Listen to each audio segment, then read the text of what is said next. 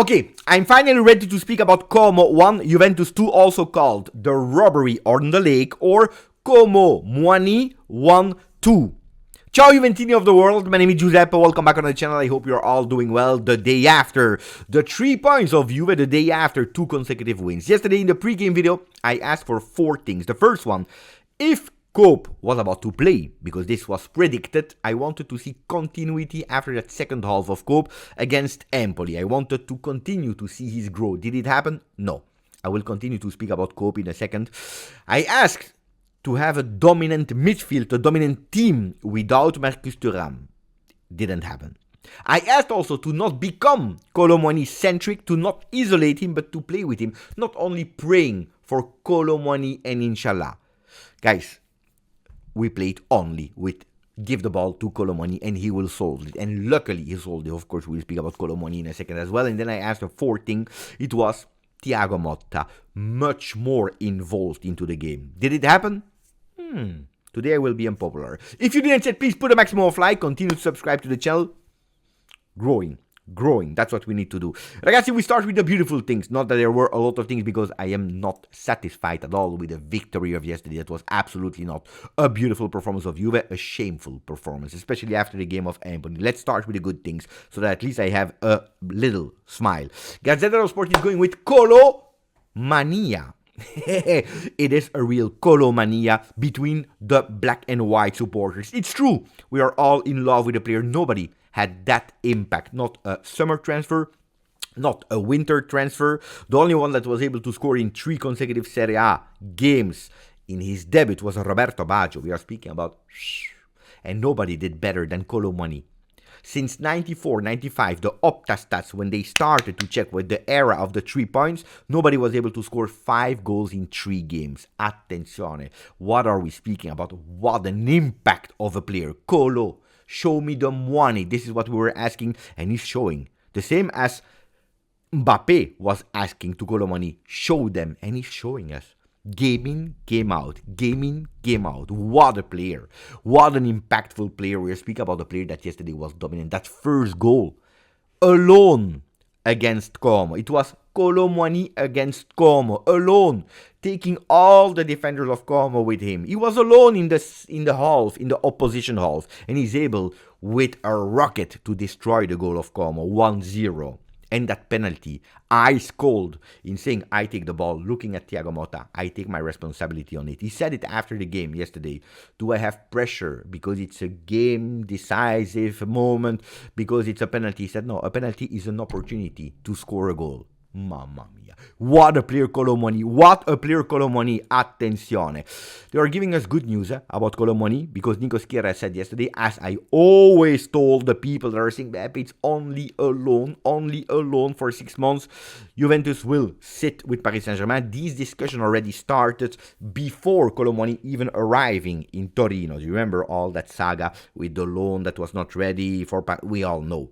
Juventus already had an agreement, a verbal agreement, to sit again at the table, to have him permanently. Will it be an extra year on loan? Will it be with a reduction? Will Paris Saint-Germain ask more money than initially because he's doing so well? We don't know. But Juventus, at least, they have the intention not to keep him only 6 months. Will we succeed or not? I don't know. But I will tell you, even if, sincerely, even if he leaves after 6 months and we are not able to keep the player, I tell you that I enjoy that Kolo Muani here, because maybe that without Kolo Muani yesterday we would not have win that game. Maybe we would not have win against Empoli.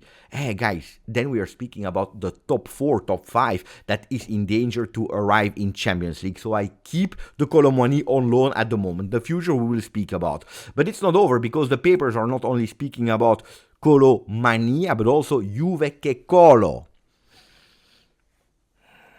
I don't know if I can translate that, but Juve, you had a lot of luck, let's say it like that.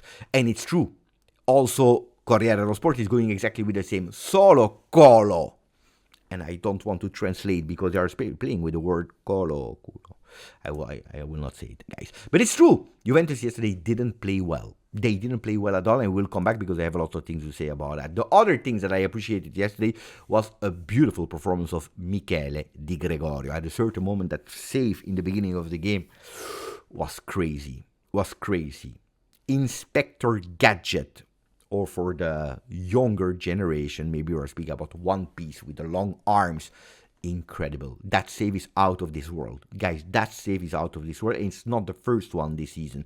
He already showed us a few fantastic saves. The one on Holland on the 0-0 before winning 2-0 against Manchester. But the problem, of course, is, yes, we have Di Gregorio that is saving what he can save. But in the last 10 games, only against Milan, we were able to keep a clean sheet. The last 10 games of Serie A. It's really problematic, guys. So even when I'm telling you the good things, in every good thing, there is a bad thing that we have to mention. Yesterday, what I appreciated was the character, the personality for the second game in a row of Renato Vega. Renato Vega, again, telling Savona yesterday. It was Gatti the game before. Now it was Savona where he needed to put himself to defend that corner kick. Ragazzi, what a player. Unfortunately, the bad thing is also him. It's a player on loan. He's impressing everyone. He's impressing me as well. Grande Gabriel Vega. No. Grande Renato Vega. What a player. What a player. And this actually, that's it for the good things. Now we need to speak about the bad things. And unfortunately, there are a lot. Starting with the game. Look, I love the momentum because without words is showing you what happened. It's not normal. You choose the same 11 men that started in a dramatic way against Empoli, that were able to change that game also against Empoli. You want to give them threat and continuity. You have 45 minutes in the home of Como where you never enter that first half. It's a total disaster. You see it with the momentum, only Como. That goal of Kolo Muani is pure luck. Not the goal, because the goal is, he's looking for it, but it's luck that that ball goes to Kolo Muani and that he's deciding to go alone and taking that initiative with nobody there.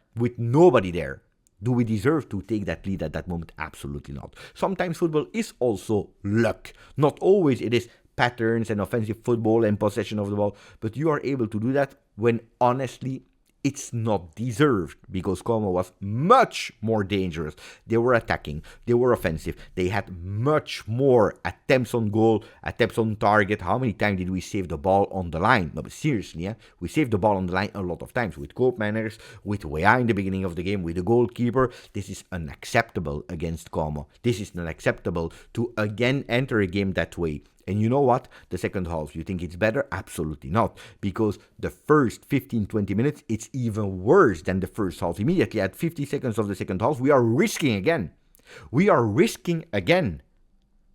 Again. They are entering our half and they are able to go on target immediately, which means they don't know what is happening. The half-time talk is not working or is not shaking them up. You continue to play. Even there, after that alarm sign, you continue to play and you are not able to find a way to get out of it.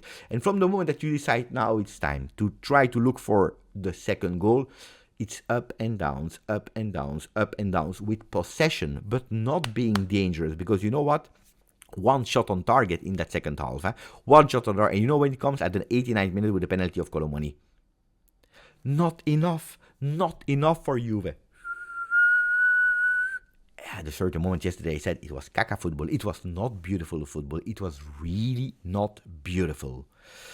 And that's the game. Then, horror, when we see the goal that we concede. A lot of people will blame one man only. Some people will blame two men. And you are correct, guys. I'm not here to defend anybody on that goal. Of course, it's the first initial mistake of Locatelli that is putting that ball in corner kick. Of course, it is Koopmeiners that is doing a disaster in that moment, a real disaster, because Koopmeiners cannot take the ball at the 45th minute when the referee is about to whistle, taking that ball, going out and trying to dribble the number 10 of Como. It's not okay, it's not normal doing something like that, especially because you are putting your team in difficulty there, especially when you are losing the ball. So it's a real disaster. It comes from Koopmeiners. He has a lot of things to blame, but I don't want to blame not only, which means I already did, not only the individual mistakes there on Locatelli first and Koopmeiners, because that would be too easy. Work on Koopmeiners and it will not happen again. No, because every single goal that we are conceding in season 24-25, let's say 90% of the goal are always coming from the same thing. From a cross that is coming from one side, and our second post, the far post, and usually it's also on our left side of the field, is totally unmarked. That is coming from set piece, that is coming from corner kick, or that is coming from a run and they have the ball, they take it. We are always totally unmarked there. It happens when we are sleeping with Cambiaso. It happens also when we don't concede a goal, like the corner kick of last time after the goal of De Sciglio, with Esposito totally isolated there, that is taking with a nearly a Euro goal. Then he missed it because of the goalkeeper, I think, or I don't remember. Anyway, every time we are there, every time that we are playing with McKennie, with Cambiaso, with Savona, with whatever player, it's not normal to be there. They know it, they are studying it, they know that they can go cross on the second post, and usually there will be nobody. If we focus only on the player, we will do a mistake because we will never be able to solve it. This is the work of all the technical staff, with all the defenders, with all the midfielders, with all the people that needs to be there.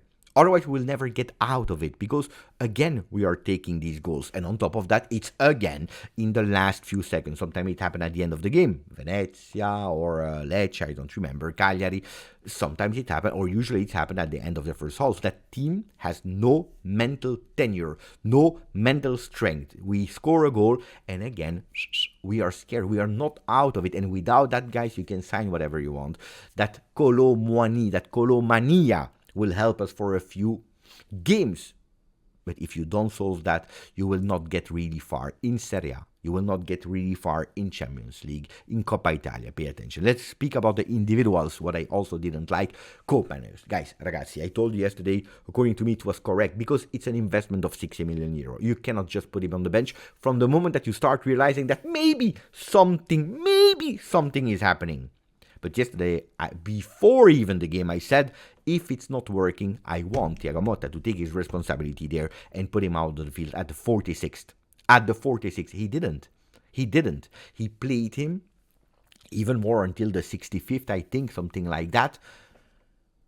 You know how many balls he touched in the first half? 22. You know how many balls he touched in the second half? So 15, 20 minutes, I don't even remember. 2. 2 balls. A ghost, a non-performance, really bad. Instead of growing, instead of giving continuity, he's going backwards.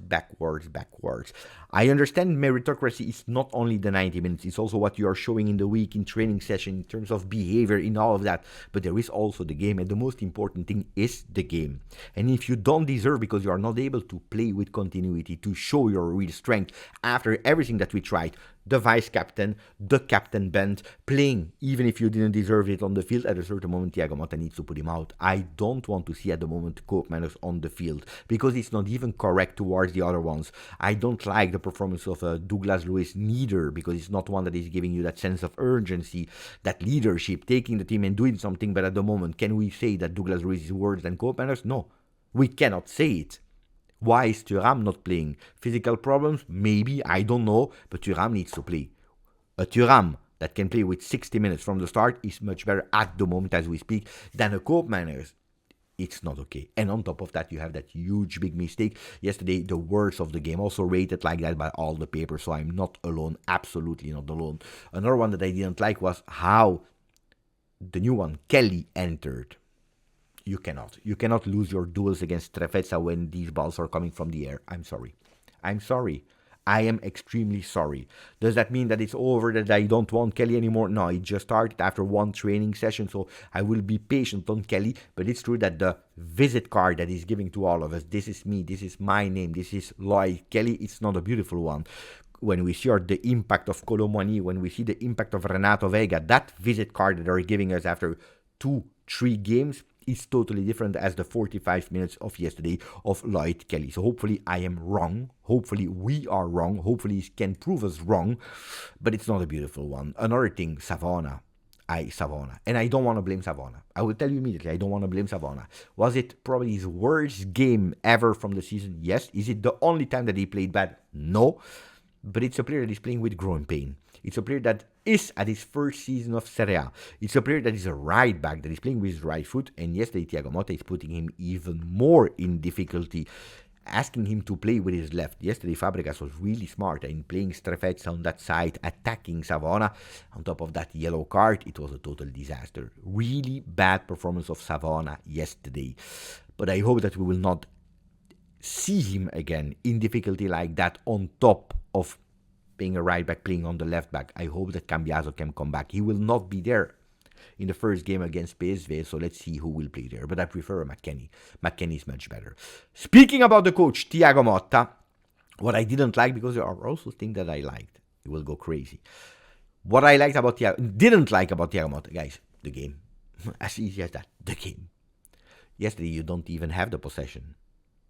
Yesterday, if you have 16 attempts from Como, 6 on target, and you're only able to give them 8 with 3 on target, it's a problem. Especially if that only when you're doing 1-1 and you have that sense, you need to win, we need to win, and you go with only 1 shot on target that is coming at the 89th minute for a penalty, guys. No.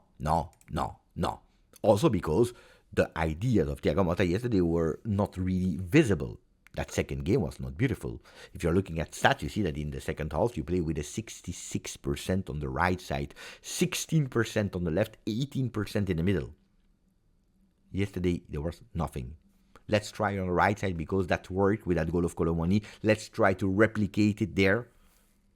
That's not what I'm expecting from Thiago Motta. What I didn't like were the words post-game. You know that I don't like to analyze post-game words, but I didn't like it when he's coming in front of microphones telling you that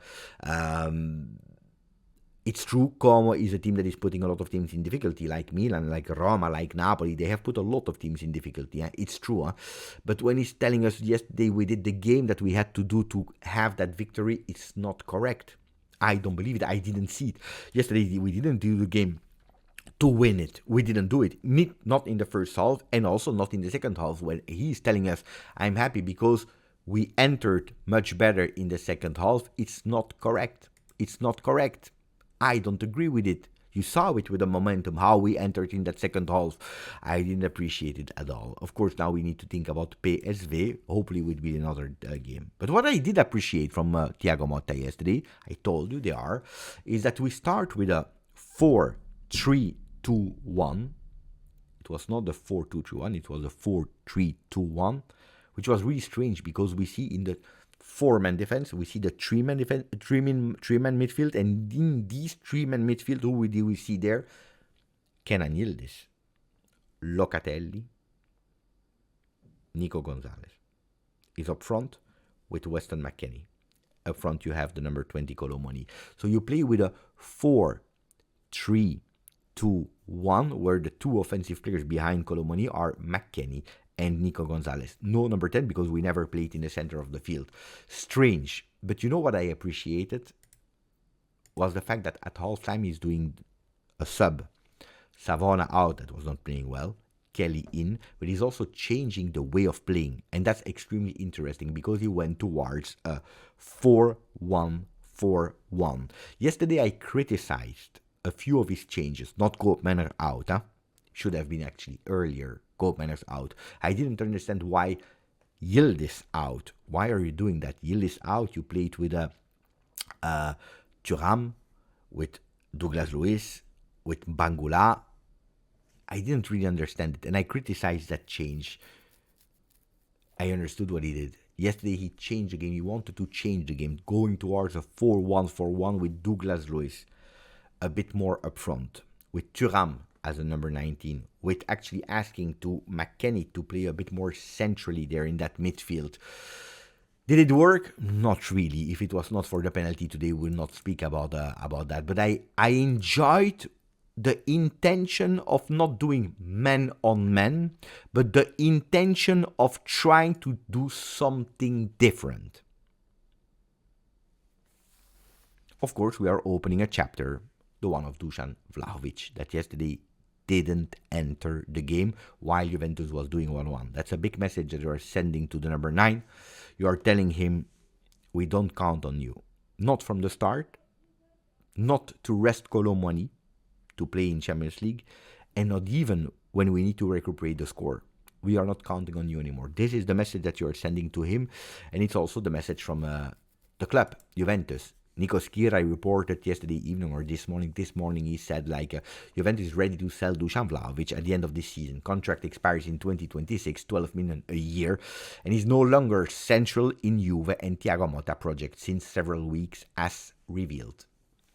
It's the end of Dusan Vlahovic, clearly. Correct, not correct? Let me know, guys, what you thought about this post-game of Como 1, Juventus 2. Kolo Muani, Koopmeiners, whatever. Here in the comment section. Grazie, forza. Juve.